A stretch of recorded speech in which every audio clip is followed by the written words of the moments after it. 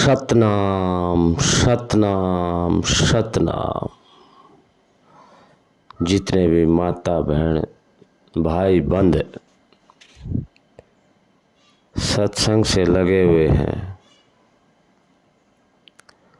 और जो सत्संग को समझना चाहते हैं उन सब को अपना सतनाम सत साहेब।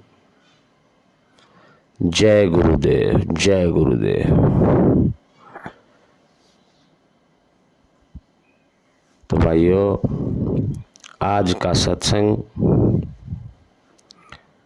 देखो, सत्संग तो कबीर साहब ने एक बात कहा है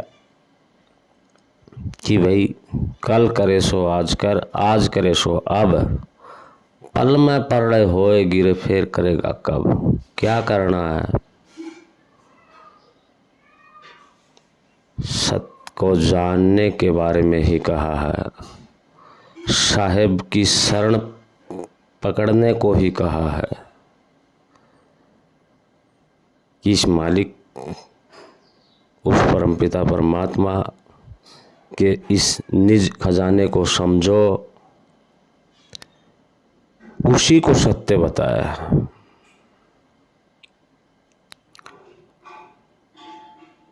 देखो, सत्संग घट के अंदर साईं बताया हर वाणी में, लेकिन घाटे को कैसे मंथन करना है संतों ने बार बार रिपीट करी है। उस बात की बार बार समझाया है, हर वाणी में समझाया है। कोई सुरता हो, हंसा हो, कोई चेतावनी शब्द हो, सब में संता ने एक ही बात समझाई है कि अजप्पा जाप का स्मरण करो। कुछ भाई बंद परेशान हो जाएंगे इन बातों से। क्यों? कोई राम राम राम करनिया है, कोई श्याम श्याम करनिया है, कोई राधे राधे करनिया है, कोई किमी करनिया है, क्योंकि ये अजपा जाप में नहीं आते ये शब्द, और इन शब्दों से अंदर घुसा नहीं जाता। देखो, उसके लिए किसी भाई बंद की आत्मा ने ठेस ना पहुँचे, उसके लिए मैं क्षमा चाहता हूँ, क्योंकि अज्ञानता में भाई ठेस पहुँच जाए तो ठेस किसका पहुँचेगी? ठेस तो सत्य वस्तु को पहुँचेगी। आत्मा सो परमात्मा। संता ने कहा है कि आत्मा के अंदर ही परमात्मा रमया हुआ है। तो जब आत्मा ठेस पहुँचेगी तो उस परमपिता परमात्मा का भी ठेस पहुँचती है। वो परमात्मा ज्ञान नहीं जानता, वो अच्छे बुरे से न्यारा है, पाप पुण्य से न्यारा है, क्योंकि इस सौदा में तो आपा उलझे हुए। हाँ, पाप पुण्य कर्म, क्योंकि जीव के लाग लपेट है, उस साई का लाग लपेट नहीं है, उस सतपुरुष का लाग लपेट नहीं, क्योंकि वो दागी नहीं है, वो दाग में नहीं आता है। तो अजपा समझो। सबसे पहले तो सत्संग में आड़ा है तो अजपा को समझना बहुत जरूरी है कि इस शरीर के अंदर ऐसी कौन सी क्रिया है जो अपने आप चलती है। हाथ हिलाने से हिलता है, जीभ हिलाने से हिलती है, कानों से सुनने का प्रयास करते हैं जब सुनते हैं, आँखों से देखने का प्रयास करते हैं जब देखते हैं, कुछ खाने का प्रयास करते हैं जब खाया जाता है।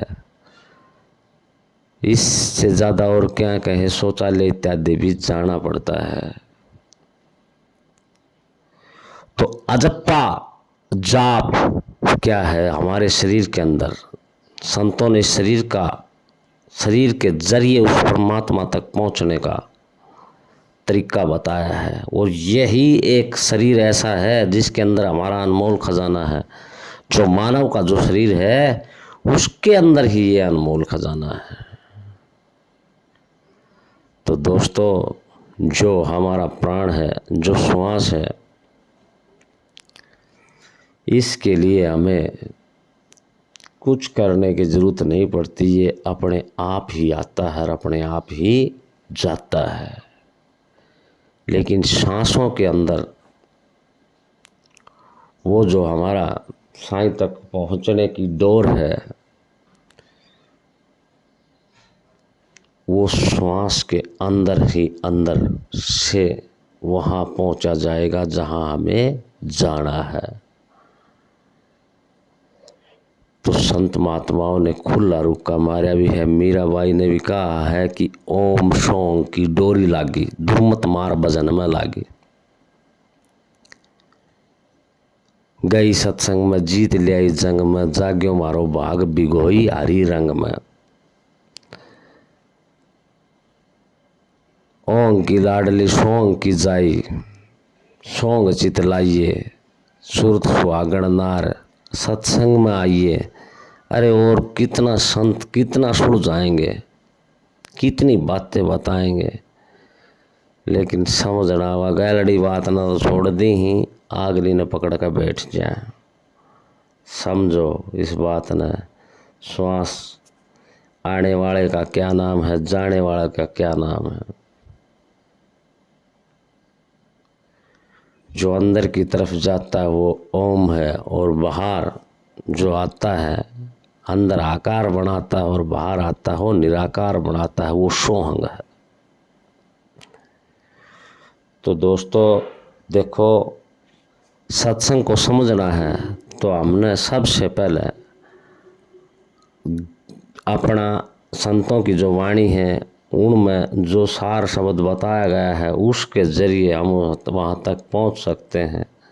उन वाणियों का मंथन करके उन पर अपना थोड़ा सा विचार करा और उस बात पर अमल करा तो इस मालिक को, उस कुल मालिक को, उस राम को, उस श्याम को, उस सतगुरु साहिब कबीर को पा सकते, उस गुरु नानक को, उस गुरु रविदास को पा सकते हैं। तेर मेर में ऊंच नीच में कुछ नहीं मिलना, कुछ भी नहीं मिलना। उसमें तो काम क्रोध मद लोभ मोह ये सारी चीजें मिलेंगी, और ये मिलेंगी तो ये जहर के प्याले हैं, अमृत के प्याले नहीं हैं।